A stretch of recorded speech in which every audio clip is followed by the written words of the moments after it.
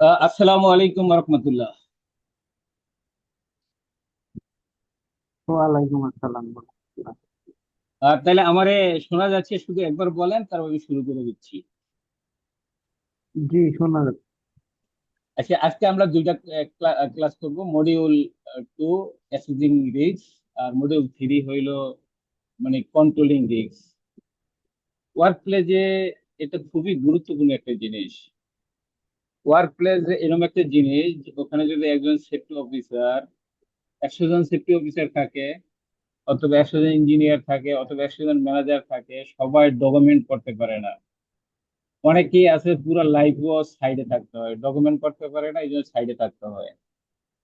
তো এই জন্য আমাদের ডকুমেন্ট গুলো শিখতে হবে। আজকের দুইটা ক্লাস করলে আমরা একটা রিস্ক অ্যাসেসমেন্ট কাজ করতে, মানে কাজের শুরুতে কিভাবে করতে হয় এই ব্যাপারে আমরা জ্ঞান লাভ করতে পারবো, অথবা একটা রিসার্চ মানে জব সেফটি অ্যানালাইসিস কিভাবে করতে হয় এই ব্যাপারেও নলেজ লাভ করতে পারবো। তো আপনারা ক্লাসটা একটু মন দিয়ে শুনবেন। যদি মন দিয়ে শোনেন, এবং আমি ক্লাস শেষে আমার একটা রিসার্চের ভিডিও আছে, ওইটাও দিব। মানে আমরা রিসার্চমেন্ট একটা করতে গিয়ে 10টা করে ফেলতে পারবো। মানে যদি জিনিসগুলো বোঝা যায় তাহলে সুন্দরভাবে করা যাবে। এবং ওয়ার্ক প্লেসে কাজ করতে হইলে, কাজ হইলে পরে, আগে হইলো রিসার্চমেন্ট করতে হবে, আগে হইলো জিএসএ করতে হবে, আগে পারমিট থাকতে হবে, এই জিনিসগুলো। ওকে, তো আমি এটি ওয়ান বাই ওয়ান আলোচনা করব।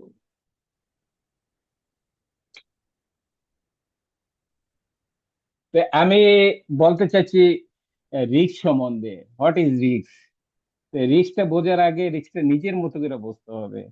তো একটা লোক গাড়ি চালাইতেছে 50 কিলোমিটার বেগে, আর আরেকটা লোক গাড়ি চালাইতেছে 100 মিটার বেগে, তাহলে রিস্ক কার বেশি হবে? কেউ কি বলতে পারবেন? 100 মিটার ব্যাগে যেতে হবে। জি, এরকম মানে হ্যাঁ, আমাদের কনসেপ্ট গুলো নিতে হবে। আমি আমি কিছুক্ষণের মধ্যে বইয়ে ঢুকে যাব, জিনিসগুলো যাতে আপনার কি বলে মনে থাকে। তো এখানে যে সাজ্জাদ ভাই হইলো ঢাকা চিড়িয়াখানাতে গেছে বাঘ দেখার জন্য। এখানে যে দেলার হোসেন ভাই আছে, উনি বাঘ দেখতে গেছে জঙ্গলে। তাহলে রিস্কটা কার বেশি হবে? যিনি জঙ্গলে গেছে তার। রাইট। মানে রিস্ক হইলো এরকম একটা জিনিস। রিস্ক হইলো মানে রিস্ক, যে সংক্ষেপে বলতে চান, রিস্কের মধ্যে লাইকলিহুড আছে, কনসিকুয়েন্স আছে। মানে risk into likelihood and consequence. লাইকলিহুডটা কি? লাইকলিহুডটা হলো ক্ষতি হওয়ার সম্ভাবনা, জিনিসগুলো আপনার বুঝতে হবে। আর কনসিকুয়েন্সটা কি? কনসিকুয়েন্স হলো ক্ষতির ফলাফল। তো যে ডাকাত চিড়িয়াখানায় গেল, তার তো যে বাঘ খাঁচার ভিতরে আছে, তার মানে তার সম্ভাবনা অনেক কম আছে। যদি অ্যাক্সিডেন্টে খাঁচা ভেঙে যায়, তখন কনসিকুয়েন্সটা এবং লাইকলিহুডটা বেশি হবে। আর যে জঙ্গলে গেল, মানে যে দেলার হোসেন ভাই যে জঙ্গলে গেল, ওখানে তো সম্ভাবনাও 100%, আর কনসিকুয়েন্সও 100%।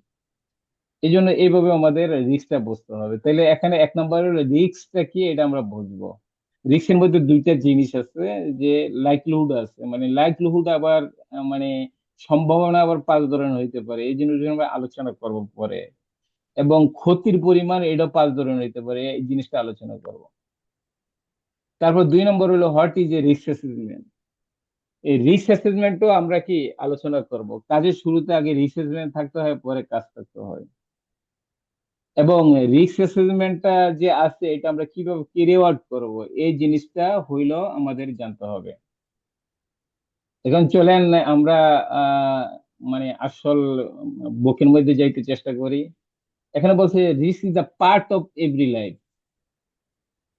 We cannot about risks, but we can put things in place, manage them effectively. মানে আমরা রিস্ক, আপনি ঘরে হন, বাইরে হন, বাসে চলেন, ওয়ার্ক প্লেসে থাকেন, রিস্ক একটা পার্টের অংশ। এটা আমরা কি করতে পারি না, পরিহার করতে পারি না। তো এই জন্য আমাদের রিস্কটা কিভাবে মানে পরিচালনা করতে হয়, মানে পরিচালনা বলতে রিস্ক যদি হাই রিস্ক থাকে, তাহলে আমি কিভাবে মিডিয়াম রিস্ক, লো রিস্ক নিব, এই ব্যাপারে আমার কি কাজ করতে হবে, শিখতে হবে। এখানে একটা ড্রাইভারের কথা বলছে। একটা ড্রাইভার যদি গাড়ি চালাইতে যায় নতুন ভাবে, তাইলে তার রিস্কটা, তার জন্য রিস্ক, রোডের রাস্তায় যারা চলে এদের জন্য রিস্ক। কিন্তু ড্রাইভারের সাথে যদি একজন কম্পিটেন্ট লোক থাকে, কম্পিটেন্ট আমরা আগে বলছি যে কম্পিটেন্ট শব্দটা 10 জায়গায় কাজে লাগবে। কম্পিটেন্ট বলতে যার নলেজ আছে, যার স্কিল আছে, যার ট্রেনিং আছে, যার এক্সপিরিয়েন্স আছে, সেগুলো কম্পিটেন্ট। তাহলে কি হইলো যে গাড়ি চালাইতে গেলেও রিস্ক নিতে হয়, তো রিস্ক নিতে গেলেও ভালো, একবার শিখে গেলে সারা জীবনের জন্য কাজে লাগে, এই জন্য রিস্ক নিতে হয়, রিস্ক শিখতে হয়। তাইলে কি হয়, তার সাথে একজন কম্পিটেন্ট যে ইন্সট্রাক্টর থাকে, সে তার গাড়িটারও সেট করার চিন্তায় থাকে, এবং তার যে লার্নার আছে, স্টুডেন্ট শিখে এইটা চিন্তাও থাকে। কিন্তু এর মধ্যে কোনো রিস্ক থেকে যায়। তো এই জন্য আমাদের রিস্কটা বুঝতে হবে। তো এখানে একটা রিস্কের কথা বলছে, সেটা হইলো, আচ্ছা আমি একটু ব্যবহার করি, পয়েন্টার ব্যবহার করি। আচ্ছা, এই যে এখানে একটা ওয়্যার হাউস আছে, এখানে একটা সেন্স নিতে হবে। এখানে সেন্সটা কি, এই জিনিসটা আপনার বুঝতে হবে। তো এই সেন্সটা নিলে, এই সেন্সটা আপনি আবার ওয়ার্ক প্লেসে কাজে লাগতে পারবেন। তো এখানে একটা ওয়্যার হাউস আছে, ওয়্যার হাউসের যে ছাদ আছে, ছাদ থেকে বৃষ্টি পড়ে, কিন্তু ওয়্যার হাউসের ভিতরে আছে হইলো আপনার কি আছে, চেয়ার আছে, এখানে টিভি সেট আছে, তারপর ওয়্যার হাউসে গ্রাউন্ড আছে। তো বৃষ্টির পানি বইরা চেয়ারও ক্ষতি হইতে পারে, তারপর কি টিভি সেটও ক্ষতি হইতে পারে, তার কি গ্রাউন্ডও ক্ষতি হইতে পারে। তাহলে ক্ষতি পরিমাণ কোনটা বেশি হবে? টিভি সেটটা বেশি হবে। তো এই জন্য এই যে এখানে যাতে ক্ষতি না হয়, এই ক্ষতি না হওয়ার জন্য কিভাবে ক্ষতিটা কমানো যায়, কিভাবে রিস্কটা কমানো যায়, এই কৌশলগুলি আমরা এখান থেকে শিখবো। আমি এটি রিভিউ করবো, আপনি চিন্তা করেন না। এখানে আমার রিস্কটা বুঝতে হইলে হ্যাজার্ডটা কি এটা বুঝতে হবে, হ্যাজার্ড ইভেন্ট কি এটা বুঝতে হবে, রিস্ক কি এটা বুঝতে হবে, লাইকলিহুড কি এটা বুঝতে হবে, কনসিকুয়েন্স কি এটা বুঝতে হবে। তাইলে আমরা এখানে যে মেন টার্ম, মানে হ্যাজার্ড, হ্যাজার্ডটা কি? Hazard is anything that has potential to cause harm. মানে হ্যাজার্ড হইলে এরকম একটা জিনিস যেটা আপনার ক্ষতি করতে পারে। বা নর্মাল ভাবে আপনি চিন্তা করেন যে হ্যাজার্ড হলো একটা বিপদের মানে উৎস। যেমন একটা গর্ত আছে, গর্তটা হইলো বিপদ, এই যে গর্তটা বিপদ, এটা একটা হ্যাজার্ড। কেউ কি কিছু বলতেছেন? না, ঠিক আছে স্যার, বলেন, শুনতেছি। আচ্ছা ঠিক, শোনেন, হ্যাঁ শোনেন, কথাগুলো শোনেন, আমরা মেইন পয়েন্ট আসবো। তাহলে শুনতেছি স্যার। হ্যাজার্ড, হ্যাঁ হ্যাঁ হ্যাঁ, শাহপরান ভাই কি আসছেন? জি স্যার, আমি আপনার কথাগুলো শুনতেছি স্যার মনোযোগ আচ্ছা সহকারে। আচ্ছা, হ্যাঁ হ্যাঁ হ্যাঁ। তাহলে হ্যাজার্ডটা কি ভাই, আপনারা যে দুইটা চ্যাপ্টার আলোচনা করব, আপনারা আজকে যদি মন দিয়ে শুনেন, ইনশাল্লাহ আগামীকালই একটা ভালো রিসেসমেন্ট তৈরি করতে পারবেন। তাহলে আমরা হ্যাজার্ডটা কি আসলে বুঝতে হবে, কিরকম বুঝতে হবে, এটা নিজের মতো করে বুঝতে হবে। রিস্কটা কি, এটা কি, এটা আপনি নিজের মতো করে বুঝতে হবে। এই যে হ্যাজার্ড, রিস্ক, এগুলো পারলে আপনি ভালো মানের রিস্ক অ্যাসেসমেন্ট যেমন করতে পারবেন, জেএসও করতে পারবেন, বেসিক সেফটি সম্বন্ধে ডিসিশন নিতে পারবেন। তাইলে আমি হ্যাজার্ডটা বলতেছিলাম, হ্যাজার্ড তো হইলো তাইলে মানে ক্ষতি হওয়ার উৎস। তো হ্যাজার্ড এরকম একটা জিনিস যেটা ক্ষতি করতে পারে। যেমন মনে করেন এই যে আপনারা দেখছেন একটা লোক, এই যে একটা বক্স নিয়ে সে এখানে পিচ্ছিল খাইতেছে, মনে করে এই লোকটাও নাই, মানে বক্সটাও নাই, শুধু এই যে পিচ্ছিল হওয়ার জায়গাটা আছে, এই পিচ্ছিল হওয়ার জায়গাটা হইলো হ্যাজার্ড। কিন্তু এই পিচ্ছিল হওয়ার জায়গাটার সাথে যে কোনো কেউ যে ইন্টারাক্ট হবে, মানে এটার সাথে এসে লাগবে, কানেক্টিভিটি হবে, তখন এটা হ্যাজার্টার্স ইভেন্ট হবে। যখন হ্যাজার্টার্স ইভেন্ট হবে, তখন আপনার কি, তখন আপনার কনসিকুয়েন্স হবে। মানে এই এই যে পিচ্ছিল জায়গাটা, এটা হলো একটা হ্যাজার্ড। তাহলে হ্যাজার্ড কখনই মানে ক্ষতি হবে না যতক্ষণ না একটা লোক বা একটা বস্তু এটার সাথে আইসা ইন্টারেক্ট হবে, মানে কানেক্টিভিটি হবে। তাহলে এই পিচ্ছিল জায়গাটা হইলো, এটা লোকটা যাওয়ার সময় পিচ্ছিল খাইলো, এটা হইলো হ্যাজার্টাস ইভেন্ট। তাহলে হ্যাজার্টাস ইভেন্টের সংজ্ঞাটা কি? Hazardous event take place when someone and something interact. Interact বলতে এখানে পিচ্ছিল জায়গাটা ছিল, পিচ্ছিল জায়গাটার মধ্যে সে পা রাখছে, এখন পড়ে যাইতেছে, এটা হলো ইন্টারাক্ট। ইন্টারাক্ট হওয়ার পরে with hazard then harm result, তারপর কি ক্ষতির পরিমাণ হয়েছে, তারপর এখানে আপনার হইলো এখানে লাইকলিহুড আছে, এখানে কনসিকুয়েন্স আছে। তাহলে এখানে লাইকলিহুডটা কি, কনসিকুয়েন্সটা কি? তো রিস্কের মধ্যে দুইটা জিনিস আছে, একটা হলো লাইকলিহুড, একটা কনসিকুয়েন্স। তাহলে রিস্কটা কি? তাহলে রিস্কটা হলো, risk is the combination of the likelihood of hazardous event occurring and the consequence of the event. আপনারা এই রিস্কটা, এটা ভাইবা পরীক্ষায় বিভিন্ন জায়গায় এটা আপনারা জিজ্ঞাসা করে এই জিনিসটা আয়ত্ত করবেন। কিন্তু এখন মূলত আপনি, হ্যালো, যে এখন আমরা শুধু এই জিনিসটা মনে রাখবেন যে রিস্ক সমান লাইকলিহুড এন্ড কনসিকুয়েন্স। আমরা অবশ্যই মেট্রিকে এসে আর্টস হোক, সায়েন্স হোক, কমার্স হোক, আমরা ফর্মুলা পড়ছি, এ প্লাস বি হোল স্কোয়ার সমান এ square plus two A B plus B square. একটা ফর্মুলা দিলে, বর্গ দিলে করে ফেলতাম, এটা একটা ফর্মুলা, এটা গেলাম কাজে লাগবে। এই জিনিসটা আমরা মনে রাখবেন। আমি আমার ক্লাসের অভিজ্ঞতা দেখছি যে ক্লাস করে এটা বোঝে না, এটা আমার রিস্ক অ্যাসেসমেন্ট করতে কাজে লাগবে, এটা আমার জব সেফটি অ্যানালাইজ করতে কাজে লাগবে। কেননা রিস্ক মেট্রিক আছে, 3 রিস্ক মেট্রিক আছে, 5 রিস্ক মেট্রিক আছে। রিস্ক মেট্রিক গুলো লাইকলিহুডের জায়গায় একটা সংখ্যা বসাইতে হবে, কনসিকুয়েন্সের জায়গায় একটা সংখ্যা বসাইতে হবে। তো রিস্ক সমান মনে করেন 4 × 4 16, তাহলে হাই রিস্ক। তা হাই রিস্ক থাকলে কাজ তো অবশ্যই করা যাবে না, এটাতে কিভাবে ল রিস্ক করতে হবে। তখন যখন আমি কন্ট্রোল মেজার নিব, কন্ট্রোল মেজার নিয়ে তখন আমি এটাতে বানাই ফেললাম কি 3 × 2, তাহলে 6 হইলো, তার মানে কাজ করা যাবে। মানে আমি এটা বুঝাইলাম, বিস্তারিত আর নিচে আলোচনা করবে। এই জন্য এই সংজ্ঞাটা আপনারা মনে রাখবেন যে রিস্ক সমান লাইকলিহুড এন্ড কনসিকুয়েন্স। এই সংজ্ঞাটার মাধ্যমে আমরা কি, যে রিস্ক অ্যাসেসমেন্ট বানাবো, জব সেফটি অ্যানালাইসিস বানাবো। কি আর আমরা অনেক সময় এটা মনে না থাকতে পারে, কিন্তু এটা মনে থাকা দরকার যে রিস্ক একটা এরকম একটা জিনিস যেখানে লাইকলিহুড থাকবে, কনসিকুয়েন্স থাকবে। শুধু লাইকলিহুড থাকবে না, লাইকলিহুড কেমন থাকবে, 5 ধরনের লাইকলিহুড থাকবে। মানে মানে 100% হইলে সে এরকম মারা যাইতে পারে, 75% হইলে একটা হাত পা ভেঙে যাইতে পারে, 50% হইলে 3 দিন ট্রিটমেন্ট করার পর চলে যেতে পারে। তারপর এরকম লাইকলিহুড হবে যে ফার্স্ট এড দিলে ঠিক হয়ে যাবে। এরকম লাইকলিহুড আছে যে হালকা ব্যথা পাইছে কিছুদিন পরে ঠিক। তো লাইকলিহুডটা যেমন এরকম 5 ধরনের হয়, ক্ষতির পরিমাণটা এরকম 5 ধরনের হয়। এটা আমরা নিচে আরো আলোচনা করব। তাইলে আমরা এই যে রিস্ক দেখলাম কি, risk is the combination of the likelihood of hazardous event occurring and the consequence of the event. এটাগুলো আমাদের পরীক্ষায় থাকবে, এটা পরীক্ষায় থাকবে, এটা মনে রাখবেন। আর যদি একেবারেই না পারেন, এটা একদমই মনে রাখতে হবে যে রিস্ক সমান লাইকলিহুড কনসিকুয়েন্স। এটা মনে না রাখতে পারা বলে আপনি যে ক্লাস করছেন এটার কোনো অর্থই হইলো না। এখন এই যে লাইকলিহুডটা কি, লাইকলিহুডের সংজ্ঞাটা আবার এখানে আছে, এটাও আপনারা দেখবেন, এটাও পরীক্ষায় আসবে যে likelihood is the measures of the chance that hazardous event will occur. মানে এখানে যেটা বুঝাইছে এটা হলো যে লাইকলিহুড হলো এরকম একটা জিনিস যেটা ক্ষতি হওয়ার সম্ভাবনা, পাশে আবার কনসিকুয়েন্স আছে। The consequence is the outcome of the hazardous event. মানে কনসিকুয়েন্স হইলে যে ক্ষতির পরিমাণটা, তাহলে ক্ষতির পরিমাণও 5 ধরনের হবে এবং সম্ভাবনাও 5 ধরনের হবে, যেটা আমরা নিচে আলোচনা করব। এবং আমরা এটা প্রতিটা রিভিশন দিব। এখানে risk assessment, what is risk assessment, আমি যে জিনিসটা মেন দরকার এই জিনিসটা আলোচনা করতেছি, আর যেটা আমার নিজে থেকে আলোচনা করলে আপনার জন্য উপকার হবে এটা আলোচনা করতেছি। তাহলে রিস্ক অ্যাসেসমেন্ট এর কি, এই রিস্ক অ্যাসেসমেন্ট এটা করলাম পরীক্ষাতে মাল্টিপলে মানে এই কোশ্চেন আসবে একদম ডাইরেক্ট, এটা একটা মানে পারা মানে একটা কোশ্চেন মানে অ্যান্সার 2 নাম্বার পারলেন।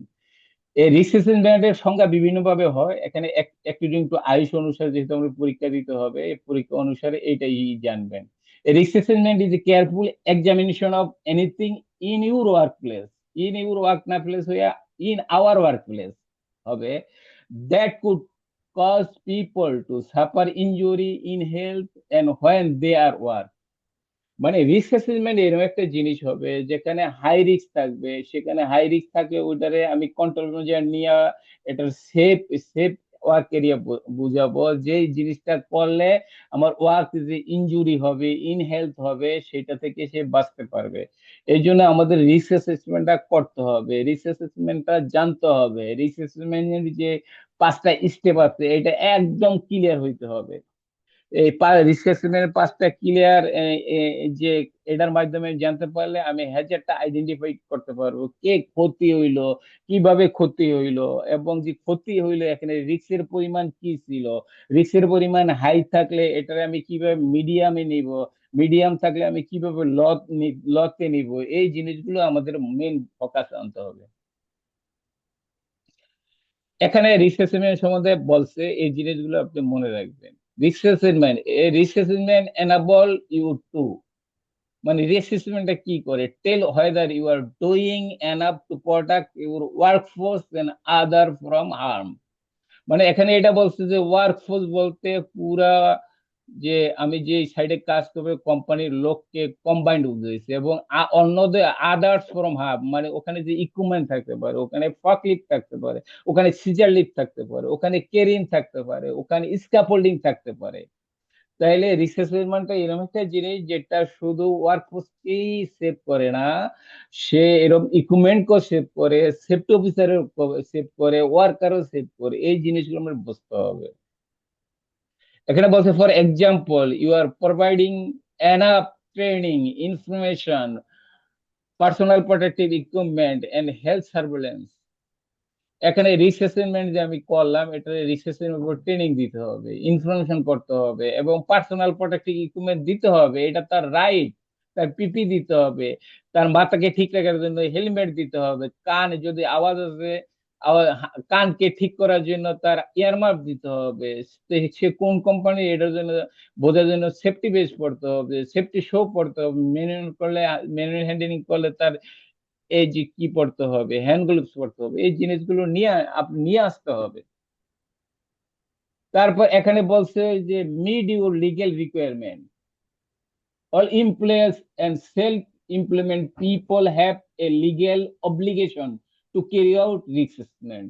মানে আপনি রিস্ক অ্যাসেসমেন্টটা যে করবেন এটা হলো লিগেল, মানে লিগেল আর কি রিকোয়ারমেন্ট। মানে রিস্ক অ্যাসেসমেন্ট না করলে অ্যাক্সিডেন্ট ইনসিডেন্ট হলে আপনার ধরবে, সেফটি আগে ধরবে, মানে কনস্ট্রাকশন ম্যানেজারের ধরবে। এই জন্য আপনারা যারা আছেন তারা আগে কি আপনাদের স্ক্রিন সেভ করবেন, আগে যদি কোনো কাজ হয় আগে রিস্ক অ্যাসেসমেন্ট করার জন্য উৎসাহিত করবেন। রিস্ক অ্যাসেসমেন্ট করলে আপনি সেফ হয়ে গেলেন, মানে safety safety officer, safety engineer, safety ম্যানেজারের কাজ হলো কি রিস্ক অ্যাসেসমেন্ট করা।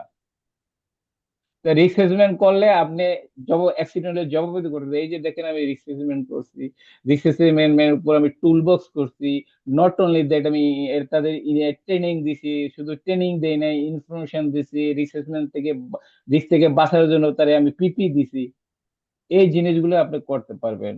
তো এই জন্য আপনি যদি রিস্ক অ্যাসেসমেন্ট না করেন তাহলে আপনাদের কি আপনার নামে মামলা করতে পারে, আপনাদের জরিমানা করতে পারে। কি কোন আইনে জরিমানা করবে, এখানে একটা এই আইনও দিয়ে দিছে, the management of health and safety at work regulation 1999। আরো আছে, আপনারা চ্যাপ্টার 4-এ দেখবেন এরকম 4-5টা ল আছে। লয়ের মাধ্যমে আপনারা কি পানিশমেন্ট করতে পারবে। এবং আমরা কেস স্টাডি নিচেও আছে, এবং আগের চ্যাপ্টারও এরকম 4টা কেস স্টাডি দেখছি যে কখনো এরকম ওয়ার্কারের জরিমানা দিতে হয়েছে, কখনো সে প্রজেক্ট ডাইরেক্টরেরও জরিমানা দিতে হয়েছে, কোম্পানির জরিমানা দিতে হয়েছে। এই জন্য আপনার এডমিনিস্ট্রেটিভ যে কন্ট্রোলটা আছে এটা আমরা জানতে হবে। অ্যাডমিনিস্ট্রেটিভ কন্ট্রোলটা আপনার হইতে বিরক্ত লাগতে পারে, এই জিনিসগুলো আপনার শরীরের সাথে মিশিয়ে ফেলবেন। যে কাজ করতে হইলে ওখানে মেথড স্টেটমেন্ট থাকতে হবে, রিসেসমেন্ট থাকতে হবে, জিএসএ থাকতে হবে, পারমিট থাকতে হবে। Not only that, but also যে যারা কাজ করবে তারা কম্পিটেন্ট হইতে হবে। কম্পিটেন্ট শব্দটা অনেকবার আলোচনা করছি, বারবার আলোচনা করলে বিরক্ত হইতে মানে বললাম, এইবার লাস্ট বারে বললাম কম্পিটেন্ট মধ্যে 4টা গুণান্বিত হইতে হবে, নলেজ থাকতে হবে, স্কিল থাকতে হবে, ট্রেনিং থাকতে হবে, এক্সপিরিয়েন্স থাকতে হবে। এটা মনে রাখবেন, এটা আর রিপিট করবো না। তার মানে কম্পিটেন্ট বুঝলে আপনি শুধু একটা শব্দ বুঝবেন না, 4টা গুণে গুণান্বিত হইতে হবে। রিস্ক অ্যাসেসমেন্টটার প্র্যাকটিস করলে কি হইতে পারে, রিস্ক অ্যাসেসমেন্টের প্র্যাকটিস করলে হইলো আমাদের কি যে আমার যে কস্টটা এটা বাইসা যাইতে পারে, আমার যে ইন্সুরেন্সটা কমে যাইতে পারে, আমার কোম্পানির যে রিপিটেশন এটা বৃদ্ধি পাইতে পারে। আর কি হইতে পারে, মানে আপনি যদি এক কথায় বলেন জানমালের হেফাজত হইতে পারে, তাহলে রিস্ক অ্যাসেসমেন্টটা অনেক গুরুত্বপূর্ণ। এই জন্য রিস্ক অ্যাসেসমেন্ট সম্বন্ধে আমরা অনেক কথা বলবো।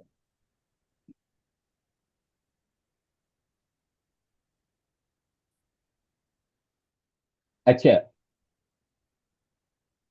এখানে কেস স্টাডি আছে, কেস স্টাডি, কেস স্টাডি 1 আছে, কেস স্টাডি 2 আছে, 3 আছে, এটা আপনি নিজের বাসায় বুঝেন। এখানে একটা নার্স ছিল, নার্সের তার দীর্ঘদিনে পিঠে ব্যথাও ছিল। সে পিঠে ব্যথা নিয়ে পেশেন্টদের দেখশন করতো এবং হেভি ম্যানুয়াল হ্যান্ডলিং করতো। হেভি, আমরা ম্যানুয়াল হ্যান্ডলিং এগুলো একজন 20 কেজির বেশি নিতে পারে না, তো এটা যে করতো, তো ম্যানেজমেন্ট এটা খেয়াল করে নাই। ম্যানেজমেন্ট তারে কি সেফটি ডিপার্টমেন্টে পাঠায় না, তার যে ফিটনেস আছে কিনা এটা কি দেখে নাই। তো না দেখার কারণে সে এই রোগ নিয়েই কাজ করছে, মানে রিস্ক নিয়েই কাজ করছে। রিস্ক নিয়ে কাজ করার কারণে তার আরো যে, তার যে ব্যথা ছিল, তার যে রোগ ছিল, এটা বাইরে গেছে, হসপিটালে ভর্তি হয়েছে। হসপিটালে বলতে ডিজেবল হয়ে গেছে, কোম্পানি থেকে রিটায়ারমেন্ট নিয়ে গেছে। তো কোম্পানি থেকে যে রিটায়ারমেন্ট নিচ্ছে, সে পরে বুঝতে পারছে যে আমার প্রতি অবিচার করা হয়েছে, মানে আমার যে রিস্ক, কোম্পানি রিস্কটা বোঝে নাই, আমার যে সেফটি দেওয়ার কথা এটা দেয় নাই।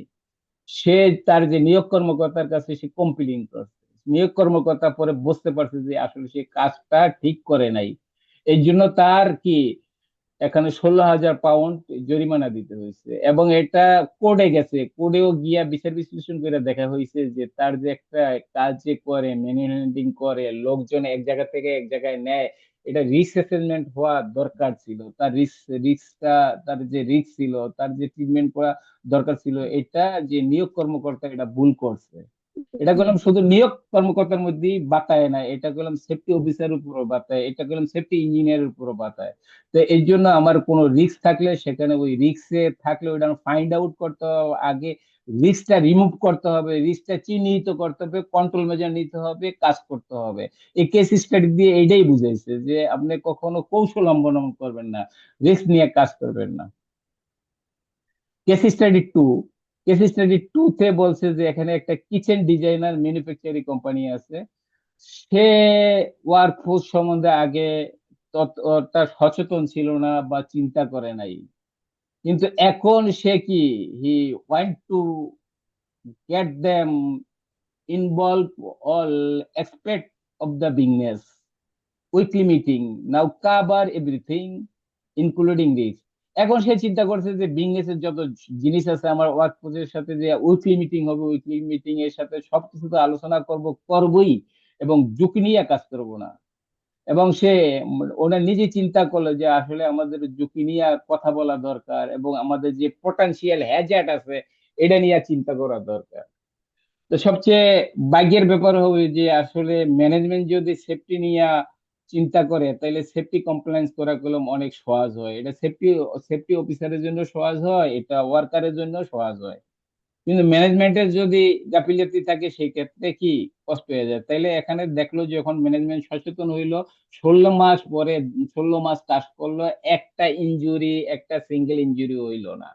তো এখান থেকে বোঝা গেল যে আসলে আমার ঝুঁকি নিয়ে কাজ করা যাবে না। ঝুঁকি নিয়ে কাজ করলে যেমন নিচের বিপদ, ওয়ার্কারের বিপদ, ইকুইপমেন্টের বিপদ, আমার বিপদ, এটি করা যাবে না। এই জন্য আমার আগে সেফ রিকোয়ারমেন্ট কাজ করতে হবে। কেস স্টাডি 3 তে বলছে যে এখানে একটা ট্রাভেল ইন্ডাস্ট্রির একটা কোম্পানি আছে, সে রিস্ক তার মূল্যায়ন করছে। রিস্কটা কেন মূল্যায়ন করছে? তার লাভের জন্য মূল্যায়ন করছে। সে দেখলো যে যে ম্যানুয়াল হ্যান্ডলিং হইতেছে, এখানে ওয়ার্কেরা অনেক ইনজুরি হইতেছে। আপনারা একটা জিনিস জেনে থাকবেন, যখন নির্ভোজ করবেন বা উঁচু কোর্স করবেন, জানবেন যে যখন ক্লায়েন্ট কন্ট্রাক্টর সিলেক্ট করে, তখন দেখে যে তার রিসেটমেন্ট আছে কিনা, তার এক্সিডেন্ট ইনসিডেন্ট কম হয়েছে কিনা, সে সেফলি কাজ করছে কিনা। এই জিনিসটা দেইকা কন্ট্রাক্টরের কাজ দেয় কি, মালিক পক্ষ কন্ট্রাক্টরের কাজ দেয়। যেমন আমি মনে করেন মেঘনা গ্রুপে কাজ করছি, মেঘনা গ্রুপে আমি কাজ করছি কি, China nuclear fix construction company, fix construction company রে। মেঘনা গ্রুপ আগে দেখছে, ওরা যে আগে এই সেম কাজ করছে, এই যে পিভিসি প্ল্যান্ট বানাইছি আমরা, ওইটা পিভিসি প্ল্যান্ট বানাইছে, যে সে যে আগে কাজ করছে সেম কাজের মধ্যে সে সেফটি কি ধরনের কমপ্লেন করছে, আসলে কি তার রিসেসমেন্ট ছিল নাকি, জিএসএ ছিল কিনা, পারমিট ছিল কিনা, মানে অ্যাক্সিডেন্ট ইনসিডেন্ট কম হয়েছে কিনা, এরপর তার কাজটা দিচ্ছে। তাই আমরা ওয়ার্কফোর্সে তো অনেকদিন কাজ করবেন, তাই এই নলেজ আপনাদের জানা থাকা দরকার। বা উপরে যখন কাজ করবেন এই নলেজ গুলো কাজে লাগবে, যে যখন কন্ট্রাক্টরের কাজ দেয় এই জিনিসগুলো দেখে যে আসলে ওয়ার্ক ফোর্সে যে কাজ করবে এটা সেফ দিবে কিনা। এই কেস স্টাডি থ্রিতে সেম কাজটাই করছে সে এরকম, মানে একটা তো হইলো যে ম্যানুয়াল হ্যান্ডলিং এর রিস্কটা কমাইছে, আর একটা হইলো রিস্ক অ্যাসেসমেন্ট করছে এবং কোম্পানির ডেভেলপমেন্ট করছে, এবং সে আশা করতেছে যে হেলথ এন্ড সেফটিতে যে সময় দিচ্ছে যে সে কিছু করছে এটার জন্য তার একটা সার্টিফিকেশন পাবে, যে সার্টিফিকেশনটা বিগ কোম্পানিদের দেখাইতে হবে এবং বিগ কোম্পানি থেকে কাজ নিতে পারবে। তারপর দেখেন কত ইম্পর্টেন্ট, এই জন্য সেফটি বহুত ইম্পর্টেন্ট। এই জন্য আপনার জায়গা আপনার দখল করে নেওয়ার জন্য এই নলেজ গুলো থাকতে হবে, ম্যানেজমেন্টকে বুঝাইতে হবে। তখন আপনার ম্যানেজমেন্ট আপনার কথা আগে নিবে, আপনার পরামর্শ আগে নিবে, পরে কাজ করবে। এইভাবে আমরা এখান থেকে এই জিনিসগুলো, কনসেপ্ট গুলো নিতে পারি। এখানে বলছে যে হাউ ডু ক্যারি আউট রিসেসমেন্ট, এটা আপনি এখানে বইয়ে আছে। এখানে রিসেসমেন্ট কে আপনার সুন্দরভাবে করতে গেলে 5টা স্টেপ আছে। তো 5টা স্টেপের মধ্যে হইলো কি, আপনি হ্যাজার্ড আইডেন্টিফাই করতে হবে, কে ক্ষতি হবে, কিভাবে ক্ষতি হবে, এবং রিস্কটা কিরম হবে, এবং হাই রিস্ক হলে আপনি কিভাবে কন্ট্রোল মেজার নেবেন, এটা কিভাবে রেকর্ড রাখবেন, কিভাবে রিভিউ রাখবেন, এটা হলো মূল ফোকাস। তো এখানে যে জিনিসটা বলছে, list of the work task that you are responsibility, list of the work task বলতে একটা রিসেসমেন্ট করলে আপনারা মন দিয়ে শুনবেন, শাহপরুন ভাই মন দিয়ে শুনবেন, এটা আমি এখন কোশ্চেন করবো, এই যে মন দিয়ে শুনবেন। একটা রিসেসমেন্ট করলে রিসেসমেন্টটা লোকেশনের উপর ভিত্তি করে করতে হবে, ওয়ার্ক প্লেসের উপর ভিত্তি করে করতে হয়, ইকুইপমেন্ট নিয়ে করতে হয়, তারপর অ্যাক্টিভিটিস নিয়ে চিন্তা করে করতে হয়। তার মানে আমরা একটা রিসেসমেন্ট যে করবেন, যে লোকেশনে করবেন, লোকেশন চিন্তা করে নিয়ে করতে হবে। ওখানে যে ওয়ার্ক ফোর্স আছে, মানে ওয়ার্কার আছে, এদের নিয়ে চিন্তা করে করতে হবে। এবং নট অনলি দ্যাট, যে আপনার ইকুইপমেন্ট থাকবে, ওয়ার্কারের যে কাজ করবে ইকুইপমেন্ট নিয়ে, ইকুইপমেন্টের ব্যাপারটাও থাকতে হবে। শুধু তা থাকলে হবে না, কাজের অ্যাক্টিভিটি যে আছে যে এই 4টা জিনিস থাকতে হবে। কেউ কি বলতে পারবেন কাইন্ডলি? বলার চেষ্টা করেন, না বলতে পারলে কোনো সমস্যা নাই। কে বলতে পারবেন যে একটা রিসেসমেন্ট করলে কয়টা জিনিস নিয়ে থিঙ্কিং করে করতে হয়? হ্যালো, 4টা জিনিস নিয়ে। জি বলেন বলেন। লোকেশন, ওয়ার্ক প্লেস, আর হচ্ছে যে কি যে কাজের ইকুইপমেন্ট, আর হচ্ছে অ্যাক্টিভিটিস নিয়ে কাজ। Excellent, excellent, you think and also thank you. তা আমরা এই জিনিসটা মনে রাখবো, এই জিনিসটা নিচেও আছে। তাহলে আমার আগে কি, মানে রিস্কটা চিহ্নিত করতে হবে, রিস্কটার মানে জানতে হবে, রিস্কটা মূল্যায়ন করতে হবে, তারপর কি এটা রেকর্ড রাখতে হবে, রিভিউ রাখতে হবে, এই জিনিসগুলো করতে হবে। আমি এটা আপনার আসতে যে আমি অলরেডি আলোচনা করছি যে ডিসক্রিপশন অফ দ্য লোকেশন, এইটা জানতে হবে। তারপর আপনার পিপল, পিপল যারা এদের জানতে হবে, ইকুইপমেন্ট সম্বন্ধে জানতে হবে, এটা আলোচনা করছি, অ্যাক্টিভিটিস জানতে হবে, এই জিনিসগুলো জানতে হবে। এখন এটা আমি প্রতিটা লোকের কোশ্চেন করবো, আমার যারা এখানে আছেন, এটা আপনার কাজে লাগবে, কেন কাজে লাগবে, কোথায় কাজে লাগবে, রিস্ক অ্যাসেসমেন্ট করতে কাজে লাগবে, জিএসএ করতে কাজে লাগবে। এই 3টা লেডার যে আছে, এই লেডারের, এই 3টা লেডারের মধ্যে অনেক কিছু বোঝার আছে, এখানে আমরা অনেক সময় নিব, এবং এটা বুঝতে পারলে আপনি অনেক কিছুই বুঝতে পারবেন, রিস্ক অ্যাসেসমেন্ট করতে পারবেন। এখানে 3টা লেডার আছে, 3টা লেডারের মধ্যে একটা লেডার আছে গ্রিন, আর একটা হলো অরেঞ্জ কালার, আর একটা রেড কালার। 3টা রেফারেন্স দেওয়ার অর্থ কি? দেওয়ার অর্থ হইলো যে প্রথম যে লেটারটা আছে নিশ্চয় স্টেবিলিটি আছে, স্টেবিলিটি, এই যে এখানে বলছে the stability of the letter, মানে লেটারে স্থায়িত্ব আছে, মানে লেটারটা নিজে পইড়া যাবে না, বাঁধা আছে, টাই আপ করা আছে, ধরে রাখতে পারেন। এখানে আরো একটা কথা বলছে যে কন্ডিশন অফ দ্য রাংস, রাং হইলো যে লেটারের মাঝে মাঝে মাঝে যেটা দিয়ে পা দিয়ে উঠবেন, এইটা এই এই ধাপগুলো আছে। তারপর type of the footwear, footwear বলতে এখানে কি ধরনের সেফটি স্যুট ব্যবহার করবে, এরকম সেফটি স্যুট ব্যবহার করা যাবে না যেখানে আপনি নিচে স্লিপারি হ্যাজার্ড হয়ে পড়ে যেতে পারেন। তারপরে লেডার গুলোর সাথে কি থাকতে হবে, লাইটিং লেভেলটা থাকতে হবে। তাহলে আমি যে কথা বলতেছিলাম, কথা আসল কথা এখানে আসে নাই, আসল কথা হইলো যে 3টার পার্থক্য বুঝতে হবে, এবং 3টা পার্থক্য শুধু বললে হবে না, 3টার মধ্যে কি লাইকলিহুডের সম্ভাবনা কার বেশি, কার মিডিয়াম, কার সবচেয়ে বেশি, এটি বুঝতে হবে। তাইলে আমরা এখানে বুঝতেছি যে এখানে স্টেবিলিটি আছে, উপরে স্টেবিলিটি আছে, লেডারটা পইরা যাওয়ার সম্ভাবনা কম, তার মানে লাইকলিহুড ল।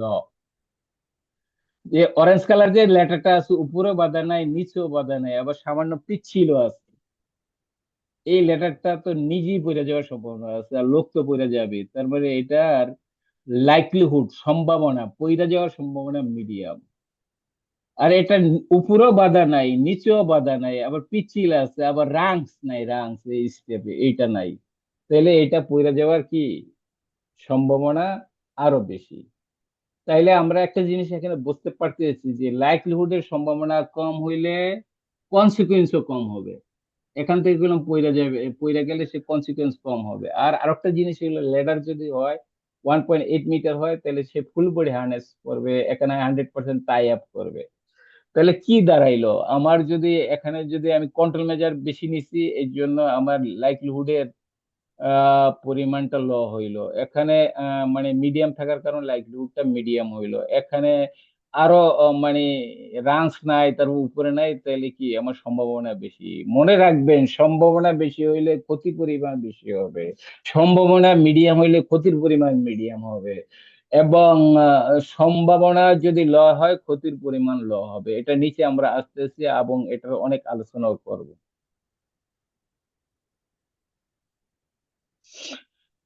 এখানে যে লেটারটা দেখাইছে এই লেটার দিয়া এটা বুঝাইছে যে আপনি এই যে গ্রিন জায়গাটা থেকে পড়ে গেলে ক্ষতির পরিমাণ কম হবে, এই মাঝের জায়গা থেকে পড়ে গেলে ক্ষতির পরিমাণটা মিডিয়াম হবে, আর উপর থেকে পড়লে ক্ষতির পরিমাণ বেশি হবে। এই জিনিসটাই বলছে দা হাইট অফ দা ফল, ঠিক আছে, and whether there are anything to help stop the fall, মানে এইটা পড়ার জন্য কি আপনি কোনো কন্ট্রোল মেজার নিছেন কিনা, পার্সনটা কোথায় পড়বে এটা আপনি জানেন কিনা, এই জিনিসগুলো আমরা বিস্তারিত আলোচনা করবো আরো নিচ্ছি। আচ্ছা, এখন হইলো আমার, আমরা রিস্ক মেট্রিক সম্বন্ধে আলোচনা করব। রিস্কটা আমরা কি করব,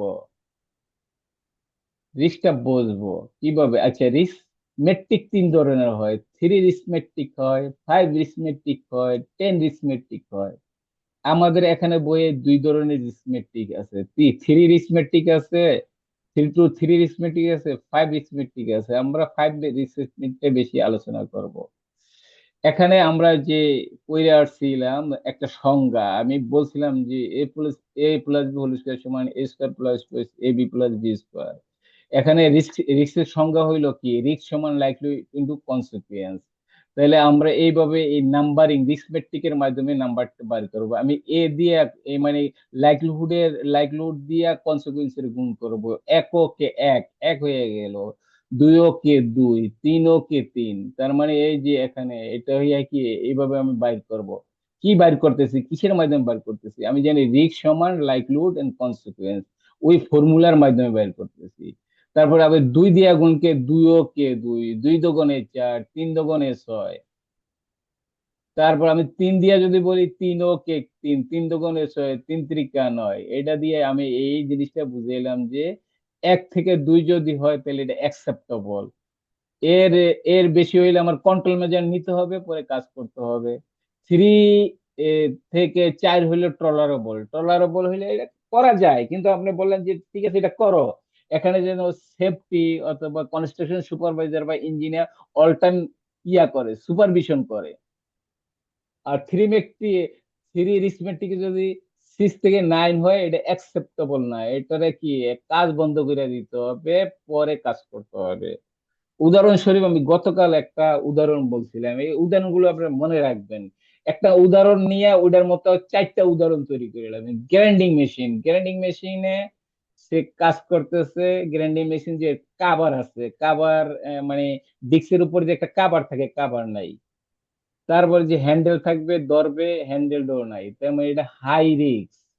হাই রিস্ক থাকলে কি, আপনি ওখানে গেলেন গ্রাইন্ডিং মেশিন ওয়ার্ক প্লেসে গেলেন, চিন্তা করেন এই যে আপনি এখন ওয়ার্ক প্লেসে সেফটি অফিসার গেলেন, ভাই কাজ বন্ধ, কাজ বন্ধ করলেন, চারদিক দিয়ে ইয়া করলেন, সবাই ডাকলেন ওই কাজের সাথে, একটা ব্রিফিং দিয়ে দিলেন, ভাই এইভাবে কাজ করা যাবে না।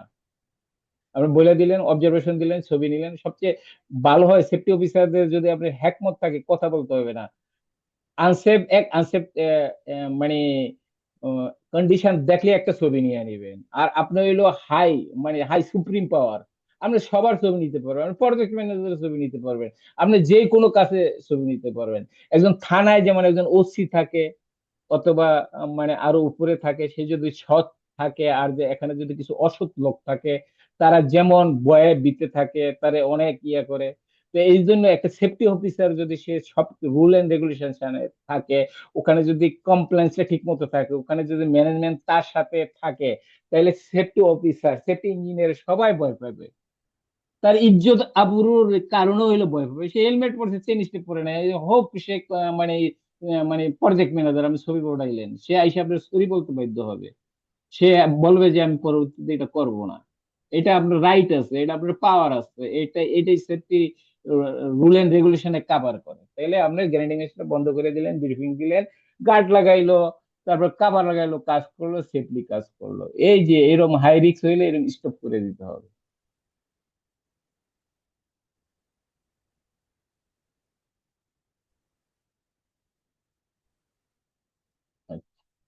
আচ্ছা, এই জিনিসটা আপনার বুঝতে হবে। আমরা অলরেডি আলোচনা করছি যে লাইভলিহুড পাঁচ ধরনের হয়, কনসিকুয়েন্সের পাঁচ ধরনের হয়, সম্ভাবনা পাঁচ ধরনের হয়।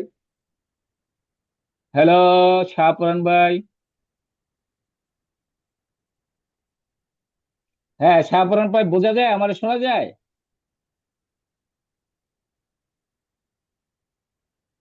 হ্যাঁ, দেলোয়ার ভাই, আমার কি কনফার্ম করবেন আমার কথা শোনা যায়?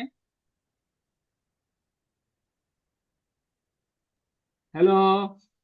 জি, আপনার কথা শোনা যাচ্ছে, কিন্তু আপনার নেটওয়ার্কে মনে হয় একটু সমস্যা আছে, মাঝে মধ্যে আটকে যায়। বেশি সময়ের জন্য না, 2-3 সেকেন্ডের জন্য। আচ্ছা, হ্যাঁ, এটা আমি আপনার সাথে একমত, এই জন্য আমি ইয়া করলাম। ফজলে রাব্বি ভাই, জি। আপনি যখন এরকম হয়, আপনি হয় হাত ওঠাবেন, আমার আওয়াজ দিবেন, কেননা আমরা তো একটু রিমোটলি ক্লাস নিচ্ছি, এটা একটা ডিসঅ্যাডভান্টেজ এইটাই। তবে আমি বুঝতে পারছি আগে আরো সমস্যা হইতো, এখন সমস্যা হয়। তাহলে এখন যে জিনিসটা আলোচনা করতেছি, এখন আলোচনাটার বিষয়বস্তু কি? রিস্ক সমান লাইকলিহুড এন্ড কনসিকুয়েন্স।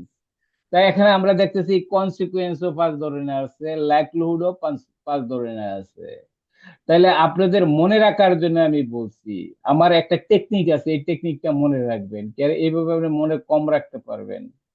আপনি যদি ভেরি লাইকলিহুড হয়, তাহলে এটারে এই যে পাঁচের সাথে পাঁচ নিয়ে আসবেন। ভেরি লাইকলিহুড হইলে ও মারা যাবে, ক্যাটাস্ট্রফিক হবে, মারা যাবে, তার মানে ভেরি লাইকলি মানে 100% মারা যাওয়ার সম্ভাবনা বেশি। 10 মিটার উপরে কাজ করছে, ফুল বডি হার্নেস পরে নাই, কোনো সেফটি নেই, উপর থেকে পড়া গেলে একদম মারাই যাবে। তাহলে এটা আপনি এই 5 নম্বরে একটা 100% দিয়ে মনে রাখার জন্য মনে রাখবেন। তারপর লাইকলি, লাইকলি মানে 75% মনে রাখেন। তো 75% যদি হয়, তাহলে এটা কি? এখানে এখানে আছে যে মোর দেন 3 ডেজ অ্যাবসেন্স, 3 ডেজ অ্যাবসেন্স থাকলে ট্রিটমেন্ট করলে ভালো হয়ে যাবে। অন্য বইয়ে আপনি এটা পাইতে পারেন যে তার হাতও একটা যাইতে পারে, পাও যাইতে পারে, এটা 75%। ফেয়ারলি লাইকলি হলে মডারেটেড হবে, মানে 3 দিন ট্রিটমেন্ট করার পর ঠিক হয়ে যাইতে পারে, এটা গবেষণা করে দেখা যাচ্ছে। আনলাইকলি হইলে আপনার মাইনর হবে, মানে এটা একটা আপনি একটা হালকা চামড়ার থেকে চলে গেছে, ফার্স্ট এড দিছে, ফার্স্ট এড দেওয়ার পরে কাজও করতে পারতেছেন। ভেরি আনলাইকলি তার মানে এটা হইলো কি, নো ইনজুরি, মানে আপনি একটা একটা কিছুর সাথে ধাক্কা খাইছেন, 5 মিনিট পরে ধাক্কাটার যে মানে কনসিকুয়েন্স ছিল, ওই কনসিকুয়েন্সটা আর আপনি ফিল করতে পারতেছেন না, এরকম। তাইলে আপনি এই জিনিসটা মোস্ট ইম্পর্টেন্ট, 3বার বলবো, এই জিনিসটা মোস্ট ইম্পর্টেন্ট, এই জিনিসটা মোস্ট ইম্পর্টেন্ট। আপনার কি ইম্পর্টেন্ট এখানে? তাহলে ক্ষতি হওয়ার সম্ভাবনাও পাঁচ ধরনের, ক্ষতি হয় পাঁচ ধরনের, এটা রিস্ক অ্যাসেসমেন্ট কাজ করতেও লাগবে, তারপর জেএসও লাগবে, যে কোনো সেফটি নিয়ে চিন্তা করতে লাগবে। তো এটা আমরা এই জিনিসগুলো কাজে লাগাবো হইলো 3 নম্বর চ্যাপ্টারে। আচ্ছা, এখানে ভেরি লাইকলি কে তাহলে আমরা কয় পার্সেন্ট ধরতেছি? কোনটা কোনটা আহ, ভেরি লাইকলি? এটা না, হলো আমার ভেরি নিয়ম থেকে। আনলাইকলি। ভেরি ভেরি আনলাইকলি যেটা আনলাইকলি যেটা এটা কোনো পার্সেন্টেজের মধ্যে পড়ে না, মানে না, আমি একটা ঘুষি দিছি, ঘুষি দেওয়ার পর হালকা ব্যথা পাইছেন, কিছুক্ষণ পরে চলে গেছে, এটা কোনো আউট অফ কাউন্ট, এটা ইনজুরির মধ্যে পড়ে না আর কি।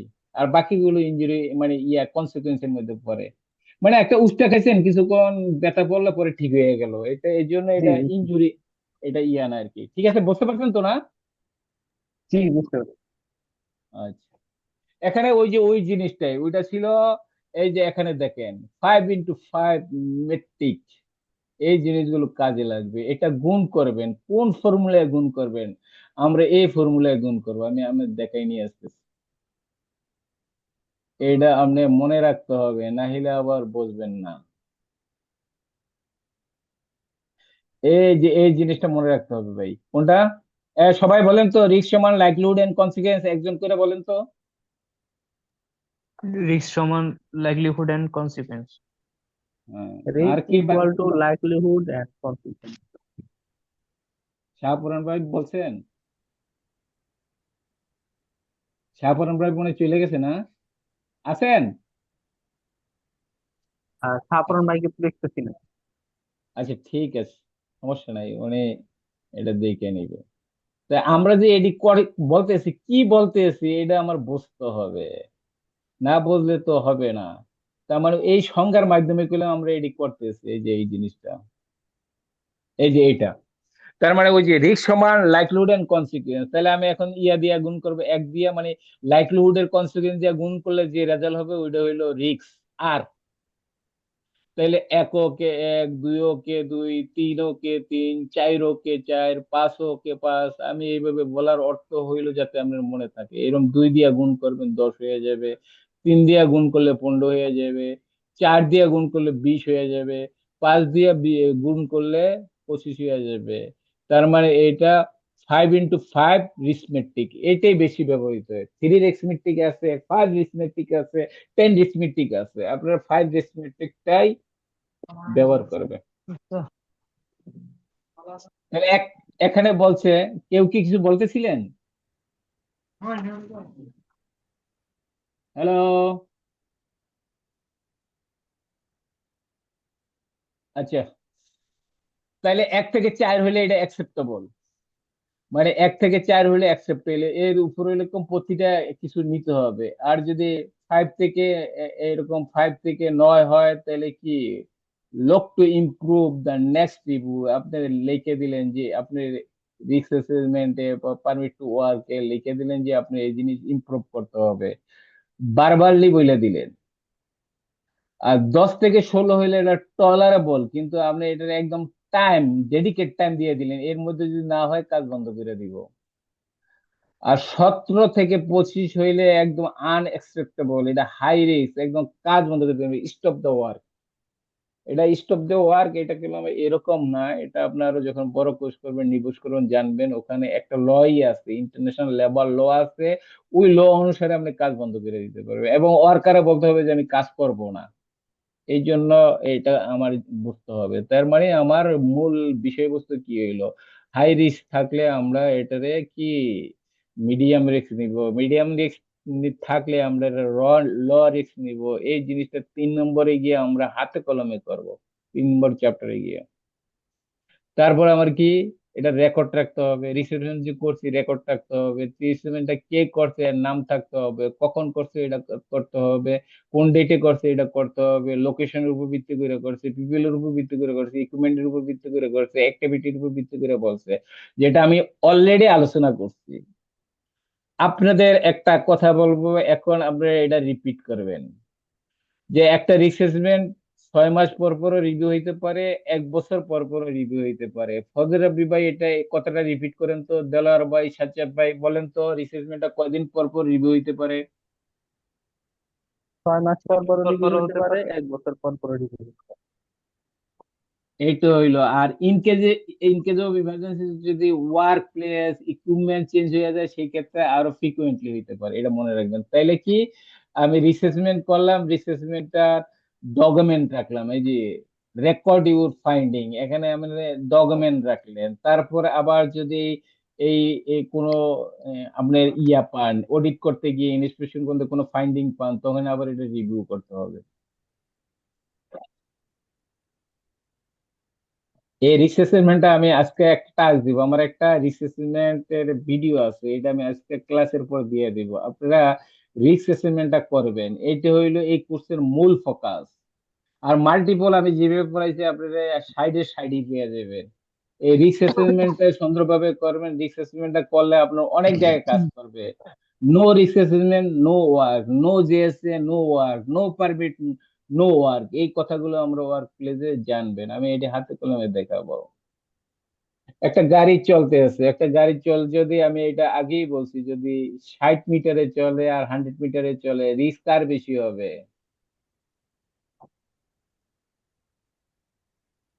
হ্যালো? ক্ষতি 100 যার কিলোমিটার বেশি। পার আওয়ারে যে চলবে এটা।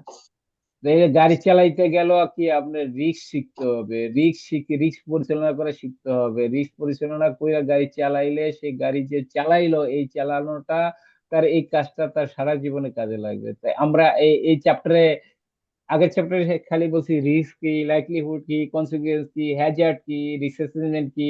এই চ্যাপ্টারে আমরা কিভাবে কমাইতে হয় এটা বাস্তবে দেখবো, নিচে আসবো। এই যে এই তিনটা জিনিস শিখবো, এই তিনটা জিনিস যে শিখতে পারবেন সেই সুন্দর বুঝবেন। রিস্ক সমান লাইভলিহুড এন্ড কনসিকুয়েন্স। এক নাম্বার, এটা হলো most most most most most most important. Reducing the livelihood of the Hazard event, মানে কিভাবে লাইভলিহুড কমাবো এটা শিখবো। এখানে এই উদাহরণ আছে। Reduce the consequence of the Hazard event, কিভাবে শুধু ক্ষতি পরিমাণ কমাইতে হয় এটা শিখবো। রিডিউসিং বথ ফ্যাক্টর এবং লাইকলিহুড এবং কনসিকুয়েন্স কিভাবে কমাইতে হয় এটা শিখবো, প্রশ্ন করব, জানবো। তাইলে আপনি কি রিস্ক হেজার সম্বন্ধে এক্সপার্ট হয়ে যাবেন। হ্যালো, এখন মনোযোগ দেন। এখন আমি যেটা শিখাবো সেটা আবার কোশ্চেন করবো। আচ্ছা, আমি বলতেছি reducing the likelihood of the hazardous event. এই যে একটা পিকচার, এখানে এটা শ মেশিন কাটে বা যে কোনো কিছু কাটে। এখানে এটা আমি চিন্তা করেন যে উপরে যে গার্ড, এই গার্ডটা নাই এখানে। আমরা মেন বই ফলো করতেছি, তো অন্য সময় আমরা যদি মেন বই না করে নিজের বানানো হলে এরকম দুইটা পিকচার থাকে যে একটা মধ্যে গার্ড নাই, আবার একটা গার্ড দেই, তুলনা করে বোঝাই। কিন্তু আপনি এইটা দিয়েও বুঝতে পারেন, মনে করেন এই গার্ডটা নাই। গার্ড না থাকলে ওই যে ওখানে একটা মানে সার্ফ আছে যেটা দিয়ে কাটে, এটা কি আপনার হাত কি কাটে দিতে পারে। তো এখানে যদি গার্ড না থাকে তাহলে এটার সম্ভাবনা 4 থাকবে, লাইভলিহুড 4 থাকবে, আর ক্ষতি হইলো 4 হবে, তাহলে 16 হয়ে যাবে। আর যদি আমি এটার গার্ড দিয়ে দিতে পারি, তা গার্ড দিলে এটার সম্ভাবনা 1 হয়ে যাবে। মানে ওই যে যে সারফেসটা এটার এখানে তো হাতই যাবে না, মানে আমার ক্ষতি হবে কি দিক দিয়ে। তো তখন আমি যখন এটা গার্ড দিব তখন এটা লাইভলিহুড হয়ে যাবে 1। আর যদি কোনো রকমের ক্ষতি হয় তখন এটা 4 হয়ে যাবে, তখন সেই ক্ষেত্রে 1 × 4 = 4 হবে। আর যখন এটার উপর গার্ডটা না থাকবে, 4 × 4 এটা 16 হয়ে যাবে, হাই রিস্ক, কাজ করা যাবে না। আমরা সৌদি আরবে তো মনে হয় নাই কেউ এটা, সৌদি আরবে মামনুন বলে, নিষেধ বলে। জাস্ট এমনি একটু বললাম আর কি। তাই আমি ক্লাসটা নিয়ে নিই, হ্যাঁ।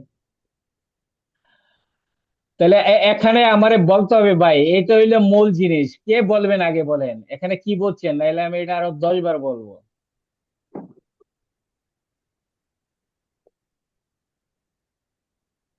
আচ্ছা, যদি আমরা গাছ লাগাই তাহলে চারটা এক হয়ে যাবে, এক হলে তখন 4 হবে, মানে এটা রিস্কটা কমে আসবে, তাই তো?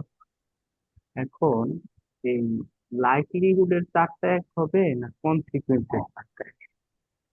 এটা আমি আপনাকে বলবো, হ্যাঁ। আপনি মানে অর্ধেক বলছেন, আবার আমি বলতেছি। এখানে যে এই গার্ডটা না থাকলে এটা কোনো সম্ভাবনা হয়, এটা কি সম্ভাবনা? আগে সম্ভাবনা হবে পরে ক্ষতি হবে, তার মানে সম্ভাবনা করছে।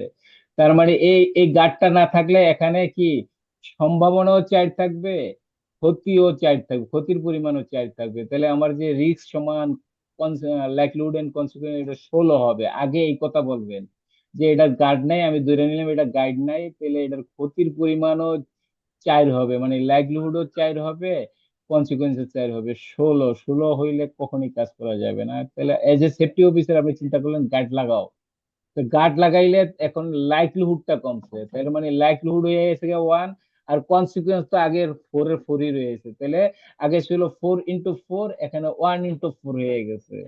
এটা আমি ফজলে রাব্বি ভাই মনে হয় সেভরনে কাজ টাজ করছে। আপনি কি ব্যাপারটা বলতে পারবেন? সবার দিয়ে বলাবো, আপনি বলেন। এটা না, এটাই বুঝতে হবে, এটাই আসল জিনিস। ফজল রাব্বি ভাই কি আছেন? হ্যাঁ, আসি।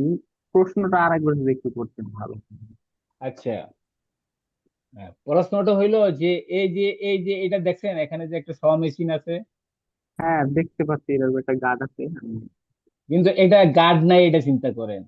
হুম, কি গার্ড আছে এটা পরে চিন্তা করেন, গার্ড নাই এটা চিন্তা করেন। গার্ড না থাকলে এই এখানে গিয়া যে কাজ করবে তার হাতে লাইগে যাওয়ার সম্ভাবনা চাইর হবে গার্ড না থাকলে, এবং ক্ষতির পরিমাণও চাইর হবে। তাইলে ওই আমাদের রিস্ক সমান কনসিকুয়েন্স, লাইকলিহুড ইনটু কনসিকুয়েন্স, তখন 4 × 4 16 হয়ে যাবে। হুম, তাইলে এটা তো হাই রিস্ক হইলো। তাহলে আপনি কি করলেন, এজ এ সেফটি অফিসার হিসেবে চিন্তা করলেন এই হাই রিস্কের কাজ করা যাবে না। তাহলে এটা গার্ড লাগাইলেন, তা গার্ড লাগাইলে কি কমলো? লাইকলিহুড কমলো, মানে যে হাত আগে লাগতো, ওখানে গিয়ে হাত লাগতো, পরে হাতের ক্ষতি হইতো, এখন তো হাতই লাগবে না। যখন হাত লাগাইতে লাগাইতে যাবেন তখন এটা কি এই গার্ডের মধ্যে লাগিয়ে যাবেন, ওই যে সারফেসটার মধ্যে যাবে না। তাহলে এখানে লাইকলিহুড কমছে। তবে আগে আমি চিন্তা করছি যে এখানে গার্ড ছিল না, তখন হয়েছে 4 × 4, আর যখন গার্ড লাগাইলাম তখন 1 × 4 সমান 4 হয়েছে, তার মানে এখানে লাইভলিহুডটা কমছে। কে বলতে পারবেন? দেলোয়ার ভাই কি বলছেন?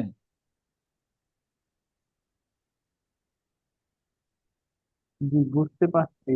আমি সজল কি আচ্ছা, আপনি এরকম হইতে পারে বুঝতে পারছেন বলতে পারেন না এরকম। না, সাজ্জাদ ভাই বলতে বলেন। হবে কি? এইটাই বলতে হবে যেটা আপনি বললেন, এখন সেটা বোঝাইতে হবে। এইভাবে এইভাবে বলা বলা মানে আপনি সেফটি অফিসার হয়ে গেছেন, এইভাবে ও, বলা মানে আপনি কাজটা করতে পারবেন ভাই। এইভাবে বলতে না পারলে, আপনি যদি আমার সামনে বলতে না পারেন, 100 জনের সামনে বলতে হবে, 1000 জনের সামনে বলতে হবে। এই জন্য সেফটি হইলো বোঝা বুঝানো, শিখা শিখানো। তা আপনি যদি আমার সাথে বলতে পারেন, তার মানে আমি একেবারে মানে গ্যারান্টি সহকারে বলতে পারবো, আপনি সেফটি ম্যানেজারের সামনে বলতে পারবেন, প্রজেক্ট ম্যানেজারের সাথে বলতে পারবেন, আর আপনি ডকুমেন্টও করতে পারবেন। এখানে ব্যাপারটা হইলো, আসল মূল জিনিসটা হইলো এরকম যে আমি রিস্ক কমাবো। তো রিস্কে এখানে লাইভলিহুডের মাধ্যমে রিস্কটা কমাইছে, এই জিনিসটাই তো আমরা বুঝতে হবে, এইটি দিয়ে তো কমাইতে হবে। তো এই জিনিসটা যদি আমি দরকারে একবারের জায়গায় 5 বার বলি, তো আমি মনে করি যে একটা চাপড়ারের সমান বলি, তাও এটা সময় কম হবে। কেননা এই জিনিসই আপনার বুঝতে হবে, এই জিনিসের মাধ্যমে রিস্ক কমাইতে হবে, হ্যাজার্ড কমাইতে হবে, এই জন্য মুখ খুলতে হবে। তো কেউ বলতে পারবেন, নাহলে আমি এটা আবার বলবো। আমি চেষ্টা করে দেখতে পারি। জি জি, চেষ্টা করেন। এখানে যে মেশিনটা আছে এটা গার্ডটা দেখতে হবে আমাকে। গার্ডটা যদি না থাকে আমার লাইভলিহুড কত আচ্ছা, পার্সেন্ট আমি একটা এখানে। মিনিট সময় নেই। হ্যাঁ জি, সালাম আলাইকুম। আমি একটু ক্লাস নিতে চাই, হাজি সাহেব, একটু পরে কথা বলুন জি। হ্যালো জি ভাই, বলেন। আমাদেরকে হ্যালো। এর আগে আমরা দেখেছি লাইভলিহুড এবং কনসিকুয়েন্সের 5টি করে ধাপ আছে। তো লাইভলিহুডের যে 5টি ধাপ, 25%, 50%, 75%, 100%, আমাদেরকে বুঝতে হবে এখানে এই গার্ডটা না থাকলে আমাদের কত পার্সেন্ট লাইভলিহুডের সম্ভাবনা রয়েছে। হ্যাঁ, আর এখানে এখানে আমাদের এখানে ভাইয়া, গার্ড এখানে ভাইয়া পার্সেন্টেজটা নাই না, রিস্ক মেট্রিকটা আনেন। ওই যে লাইকলিহুড কত, কনসিকুয়েন্স কত, এই দুইটা আনলে আপনার জন্য সহজ হয়ে যাবে। এইটা আনেন। আর ওইটা পরে আইনেন, ওইটা কাজে লাগবে। এখানে শুধু লাইকলিহুড কত, মানে গার্ডটা যদি না থাকে তাহলে লাইকলিহুড কত, থাকে কনসিকুয়েন্স আমাদের কত। 5 × 5 ম্যাট্রিক্সে আমাদেরকে কনসিকুয়েন্সের সাথে লাইভলিহুডের নাম্বার গুণ করতে হবে এবং এটা সম্ভাবনা তাহলে কত পার্সেন্ট বাড়তেছে তা দেখে।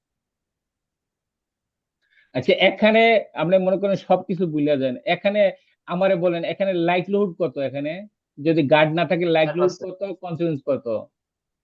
4%, 4%, 4, 4 চার, মানে লাইভলিহুড ও চার, কনসিকুয়েন্স চাই। আচ্ছা, আমরা এটা আরো কনসিকুয়েন্স। আলোচনা করবো, তো আমরা সময় পেলে আলোচনা করবো। তার মানে এটা মানে যদি গুণ করি তো 16 হয়ে গেল, হাই রিস্ক। তাহলে as a safety officer, as a safety engineer হিসেবে মানে গার্ড লাগাই দিলেন। তাহলে লাগাই দিলে কি কমলো, এখানে লাইভলিহুড কমলো, মানে সম্ভাবনাটা কমলো। তাহলে এখন যদি আমি গুণ করি, 4 × 1 সমান 4 হয়ে গেল, মানে লাইভলিহুড কমে গেল। এই যে আর কারো বলতে হবে না, এখন শুধু বলেন দেলার ভাই এই কথা বুঝতে পারছেন কিনা, সাজ্জাদ ভাই বলেন বুঝতে পারছেন কিনা, হলি রাব্বি ভাই বলেন বুঝতে পারছেন কিনা কথাটা। জি, কথাটা বুঝতে পারছি।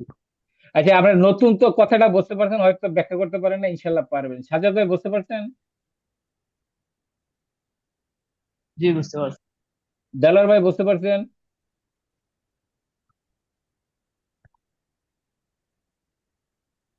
দেলার ভাই কি আছেন? আচ্ছা, উনি যাক, এখন আসেন এইটায়।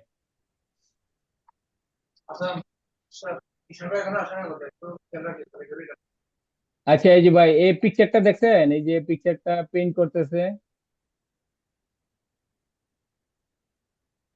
ফজলে রাব্বি ভাই, বলেন এই পিকচারটা দেখছেন পেইন্ট করতেছে যে? জি জি, পিকচারে দেখি। এখানে হইলো কনসিকুয়েন্স কমছে। কনসিকুয়েন্সটা কিভাবে কমছে এটা আমি বুঝাচ্ছি, এটা আপনি বোঝেন। এখানে যে যে রেড গ্যাসটা ব্যবহার করছে, এটা হাই হ্যাজার্ডাস গ্যাস। রেড গ্যাসের থেকে তার শ্বাস প্রশ্বাসের সমস্যা হইতে পারে, সে নিজে এটা ব্যবহার করতেছে, তাই এখানে কনসিকুয়েন্সটা হইলো 4।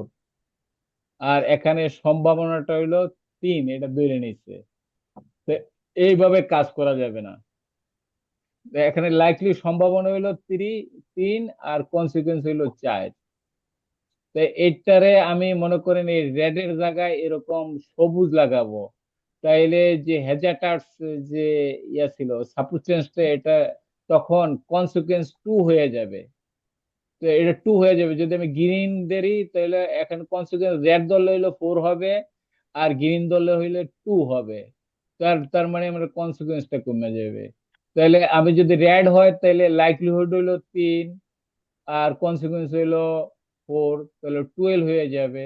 তো আমি এটা রেড ব্যবহার করবো না, এজ এ সেফটি অফিসার হিসেবে বলবেন যে না, এটা বেশি জাজ আসবে, বেশি শ্বাস পায়, আমি গ্রিন দিলেও চলে।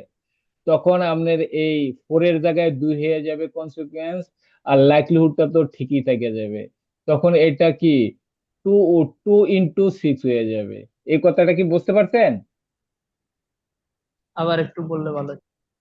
আবার না, কয়েকবার বলবো। আপনি শুধু আমার সাথে এক কথার সাথে এক কথাই বলেন। এই যে রেড রেড পেনটা ব্যবহার করতেছি, এটা হলো বেশি বিপদ। এটা কি? বেশি বিপদ। তো এই জন্য এটার কনসিকুয়েন্স 4 হয়ে যাবে। তো এই বেশি বিপদ হইলে আমাদের উদ্দেশ্য থাকবে কম বিপদ আনা, তাহলে আমি এই রেড কালারটা না দিয়া গ্রিন দিয়া দিব। তখন কনসিকুয়েন্স হয়ে যাবে কত? 2 হয়ে যাবে। কি হয়ে যাবে? টু টু 2 হয়ে যাবে। তার মানে এখানে এইটাই বুঝাইছে যে রেড না ব্যবহার করে গ্রিন ব্যবহার করব, তাহলে আমার এখানে কনসিকুয়েন্স 4 হবে। তো 4 এর জায়গায় 2 হয়ে যাবে। এখানে এই যে হেডিংটা আমরা বসতে পারি, reduce the consequence of the hazardous event. মানে এখানে দুইটা পিকচার থাকলে ভালো হইতো। তা আমাদের এই আমাদের এখন যে মেইন বই থেকে পড়াইতে হবে, আপনি এটাই চিন্তা করেন যে এখানে রেড ছিল, রেড এর জায়গায় আপনি গ্রিন দিয়ে দিচ্ছেন। তো গ্রিন দেওয়ার কারণে আগে রেড থাকলে কনসিকুয়েন্স 4, আর গ্রিন থাকলে কনসিকুয়েন্স 2। তাহলে এখানে যদি 3 into 4 12 হয়ে যাবে। আর যদি কনসিকুয়েন্স কমায় 2 করে তাহলে 3 into 2 সমান 6 হয়ে যাবে। বুঝতে পারছেন সাজ্জাদ হোসেন ভাই? জি, বুঝতে পারছি। এটা বুঝতে পারছেন? আর আমি তো আমাদের ভিডিও দিব, ইনশাআল্লাহ ভিডিও গুলো দেখবেন, আর আগামী প্রশ্ন জিজ্ঞেস করবেন, প্রশ্ন আমাদের কি জিজ্ঞেস করবেন, তাতে আরো ক্লিয়ার হয়ে যাবে। আর আমিও ও, আচ্ছা, আমাদের তো সময় আছে, আমরা ভিডিও করতে পারবো। আচ্ছা, এখন আপনার বুঝতে হবে এখানে শুধু কমাইছেন হলো লাইকলিহুড, এখানে কমাইছেন হইলো কনসিকুয়েন্স। এখানে করলাম দোনোটাই কমাবো আমরা, মানে লাইকলিহুডও কমাবো, কনসিকুয়েন্সও কমাবো।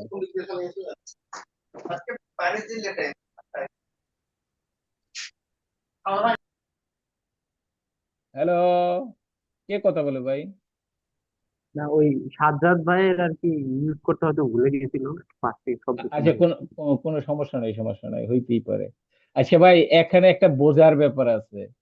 এই জিনিসগুলো এখানে আমরা লাইভলিহুড কমাইছি, কনসিকুয়েন্স কমাইছি, এখন দুইটা একসাথে কমাবো, এখানে একটু আরো বেশি বুঝতে হবে। আচ্ছা, এই কনসেপ্টটাই নিয়ে আসেন। এ এ ছিল রেড, তখন কনসিকুয়েন্স 4 ছিল। আবার যখন গ্রিন দিছি 2 হয়ে গেছে, কমে গেছে, তাইলে এইটা ঠিক রাখছে, এই কনসেপ্টটা এখানে ঠিক রাখছে। তার মানে এখানে কইলাম এই যে সে যে পেন্ট করতেছে, সে কইলাম পেন্ট করতেছে না, রোবটে দিয়ে পেন্ট করতেছে। তার মানে এখানে কনসিকুয়েন্স যা ঠিকই আছে, কনসিকুয়েন্স কমানই আছে, মানে এই কনসেপ্ট থেকে, বি নাম্বার কনসেপ্ট থেকে কনসিকুয়েন্স কমানো, এখানে আমরা লাইকলিহুড কমাবো। এখানে কনসিকুয়েন্স কমাইছি, এখানে লাইকলিহুড কমাবো। লাইকলিহুডটা কিভাবে কমাবো এটা বলে। আগে দেখেন সম্ভাবনা ছিল ও নিজে পেন করতেছিল, এখন পেন করে কে? রোবট আছে না, রোবট পেন করে। বুঝতে পারছেন? হ্যালো, জি, বুঝতে পারতেছি। মানে আগে করলে ও করলে তো ওরে মানে এর ক্ষতি হইতে পারে, উনি প্রভাবিত হইতে এফেক্টেড পারে। হইতো আর কি। এখন হ্যাঁ, যেহেতু এখন রোবটই এখন নাম দিয়ে রোবট করে। করতেছে, উনি আলাদা দেখা যেতেছে যে বাইরে আছে, হয়তো রুমের বাইরে হ্যাঁ আছে, হ্যাঁ, উনি আর এইটা কি আমি কোনোভাবে আপনি এফেক্টেড বলতাম, হবে। শুধু রোবট দিয়ে করতেছে না, সে একটা ডিস্টেন্সও মেনটেন করতেছে, তার মানে এখানে লাইকলিহুডটা কমছে। এখানে যখন লাইকলিহুডটা 3 ছিল, এখানে লাইকলিহুডটা কি, লাইকলিহুডটা 2 হয়ে গেছে। ঠিক আছে, তো লাইকলিহুডটা যদি 2 হয়ে যায়, 2 × 2 4 হয়ে গেল, তার মানে এখানে একটা লাইকলিহুড কনসিকুয়েন্স কমলো। লাইকলিহুডটা কিভাবে কমছে, আগেই কমছে, ওই কনসেপ্টটাই রাখছি। আর মানে কনসিকুয়েন্সটা কি বলছে, আগের কনসেপ্টই রাখছে। আর লাইভলিহুডটা কি করলো, সে না করে রোবট দিয়ে করলাম, আবার এখানে একটা ডিস্টেন্স আছে, দূর থেকে করতেছে। তাহলে এখানে লাইভলিহুড 3 ছিল, এখানে লাইভলিহুড 2 হয়ে গেল, আর কনসিকুয়েন্স তো 2, 2 × 2 = 4 হয়ে গেল।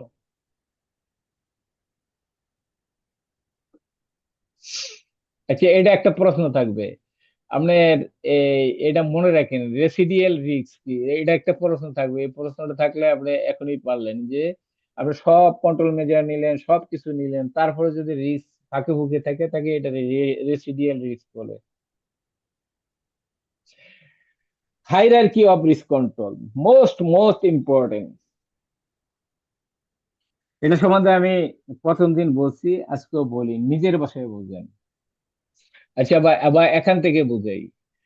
এই লোকটা এই মালগুলো নামাবে, সে যদি নিজে নামায় ব্যাগ ইনজুরি হইতে পারে, ক্রেন দিয়ে নামাইলে তার ব্যাগ ইনজুরি হবে না।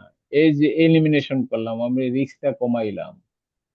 এখানে যে একটা ফটো কপিয়ার আছে, এখানে ফটো কপিয়ারের ভিতরে ইয়ে আছে, এটা কি বলে, রিম বলে। রিম সহ ফটো কপিয়ারটা নিলে আপনার অনেক কষ্ট হবে, কিন্তু এই রিম একটা একবার নিলেন, দুইটা একবার নিলেন, তিনটা নিলেন, মোট মানে ফটো কপিয়ারটা পরে নিলেন, তাহলে মানে কি রিস্কটা কমলো, বেশি কমলো না। অথবা আপনি, এই যে আমি হইলো এখন এই মিরপুরে আছি, মিরপুর থেকে আমি কই যাব, মনে করেন কারণ বাজার আমার অফিস, পান্থপথ, পান্থপথে যাব, মেট্রো দিয়েও যেতে পারি, গাড়ি দিয়েও যেতে পারি। মেট্রো দিয়ে কম গেলে রিস্ক কম হবে, আর গাড়ি দিয়ে গেলে রিস্ক বেশি হবে। তাহলে আমি মেট্রো দিয়ে যাবে, যে রিস্ক কমলো, মানে হ্যাজার্ড কমলো, কিন্তু পুরোপুরি কমলো না। এটা যেটা, এটা হলো সাবস্টিটিউশন। আর এটা হলো এলিমিনেশন, যেটা রিস্ক কমছে, হ্যাজার্ড কমছে, কিন্তু পুরোপুরি কমে নাই, এটা হইলো কি সাবস্টিটিউশন।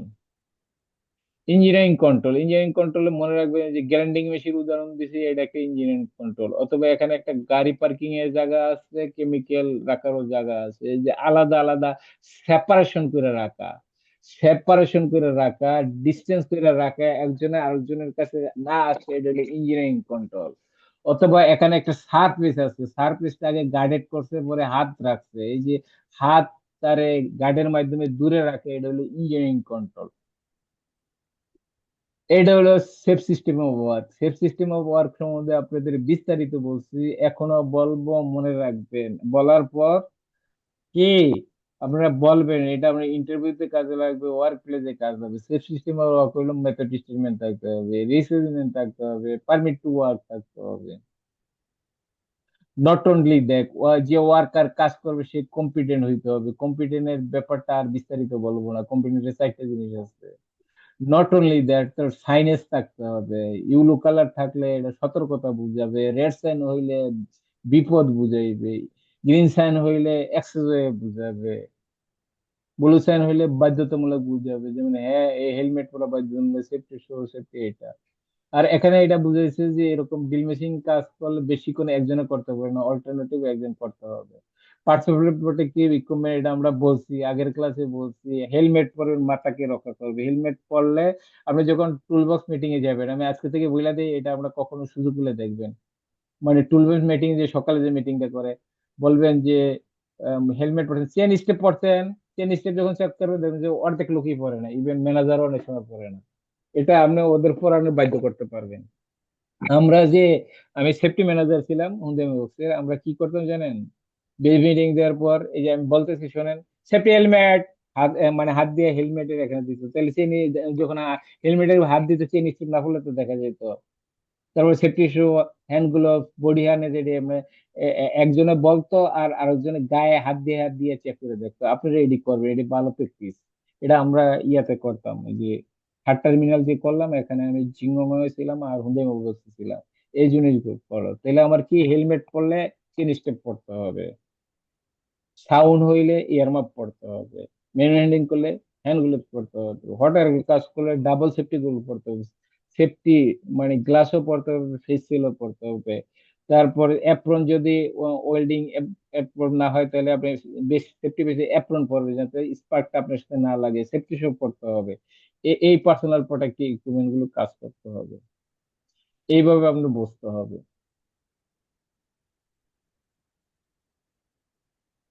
এখানে এটা দিয়ে কি বুঝছেন, এটা কি কেউ বলতে পারবেন?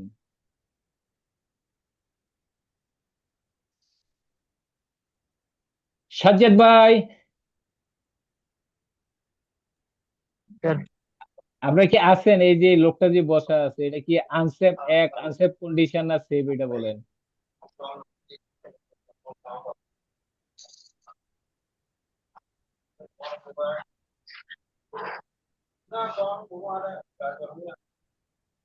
হ্যাঁ, ফজল রাব্বি ভাই। জি। আচ্ছা, এই যে এই লোকটা যে বসছে, সে ওয়ার্ক প্লেসে এখানে একটা হইলে হেলমেট পরে না, এটা আনসেফ কন্ডিশন। হ্যাঁ, তারপর এই যে বৈশা রয়েছে, এটা ঠিক ব্লু নেই। ব্লু কালার যেটা আজকে আপনি একটু আগে হ্যাঁ বললেন হ্যাঁ যে হ্যাঁ ব্লু হ্যাঁ কালার যে হ্যাঁ, লেখাটা আমার ম্যান্ডেটরি এরম করা যাবে না, এই সেন্সটা রাখেন মানে। বা স্ক্যাফোল্ডিং এর কাজ করতেছেন, আপনার নিচে হেলমেট ছাড়া থাকা যাবে না, এরকম বসা যাবে না। এখানে এটা দিয়ে এলিমিনেশন বুঝাইছে, মানে আমরা রাস্তায় কাজ করতে ধরুন, রাস্তা বন্ধ করা দিছেন, তো বন্ধ করলে এরকম ডাইভিশন করে দিতে হবে, এরকম রোড সেফটিতে কাজ করলে এরকম আপনার সেন্স ইউজ করতে হবে। বা গাড়ি চলবে, মানে গাড়ি যাতে চলে, এখানে কাজ চলতে আছে তখন মানে স্পিড লিমিটটা যাতে স্লো হয়ে যায়। অথবা এখানে কাজ করবেন, কাজ করলে কোন দিয়ে দিবেন, তারপরে আপনি সাইনেজ দিয়ে দিবেন যাতে এটা মানে গাড়ি আসলে দেখতে হবে, এটি লাইটিং করে। আমরা ওয়ার্ক প্লেসে কাজ করলে বাংলাদেশে করেন বিদেশে করেন দেখতে পাবেন লাইটিং করে। তারপর সেফ সিস্টেম ওয়ার্ক তো কতবার বলছি, মেথড স্টেটমেন্ট থাকতে হবে, জেএসএ থাকতে হবে, আর এ থাকতে হবে, পারমিট টু ওয়ার্ক থাকতে হবে, লোক কম্পিটেন্ট থাকতে হবে, চার ধরনের সাইনেজ থাকতে হবে, পার্সোনাল প্রোটেক্টিভ ইকুইপমেন্টও বলছি। এইভাবে আপনারা কি কাজ করতে হবে। আমার কথা কি বোঝা গেছে?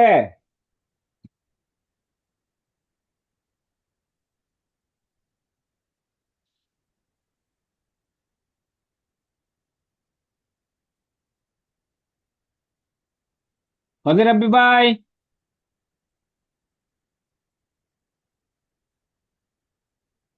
সাজ্জাদ হোসেন ভাই, দেলার হোসেন ভাই, আপনারা কি আছেন আমার সাথে? জি, আমরা শুনতে পাচ্ছি আপনার। আপনাদের যে কোনো প্রশ্ন থাকলে করতে পারেন, আমরা শেষ করতে যাব এবং রেকর্ডিংটা আপনাদের দিব। আপনাদের কোনো প্রশ্ন আছে? এবং আগামীকাল আমি রিস্ক অ্যাসেসমেন্ট আপনাদের করতে দিব। আজকে একটা ভিডিও দিয়ে দিবে, ভিডিওটা আপনারা দেখবেন আর রিস্ক অ্যাসেসমেন্ট করবেন, এখন থেকে রিস্ক অ্যাসেসমেন্ট করা শুরু করে দিবেন। যত প্রশ্ন আছে, যত কোশ্চেন আছে আমরা বলবেন, আমি শুরু করলে ভুল হবে, ভুল হইলে শুদ্ধ হবে। আপনাদের যদি কোনো প্রশ্ন না থাকে তাহলে আমি শেষ করব, এই জন্য আপনাদের কোনো প্রশ্ন থাকলে কথা বলতে পারেন। হ্যালো।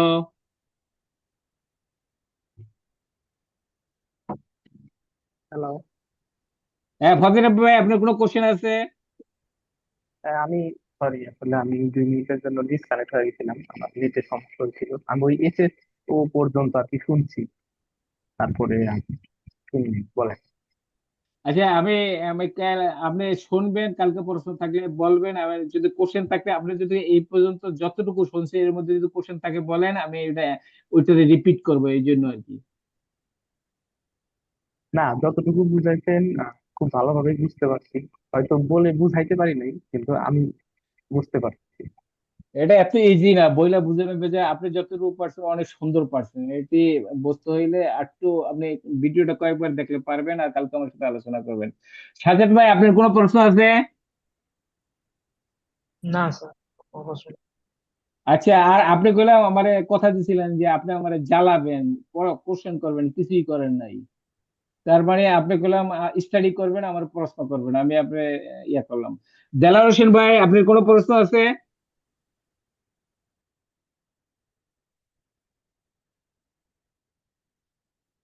হ্যালো, দেলাওয়ার হোসেন ভাই কি আছে? আচ্ছা আমরা হ্যাঁ, ইয়া মানে দেলোয়ার হোসেন ভাই তো আছে দেখা যায়। কিন্তু কথা বলেন। আচ্ছা যাক, আমি আমার রেকর্ডিংটা আমি অফ করে দিব, পরে আরো কথা বলবো, অসুবিধা নাই। এই যে